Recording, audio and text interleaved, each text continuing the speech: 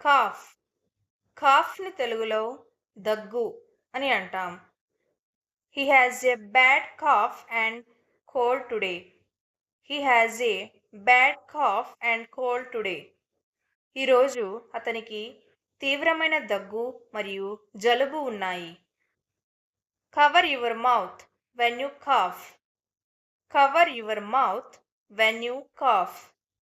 మీరు దగ్గినప్పుడు మీ నోటిని మూసుకోండి.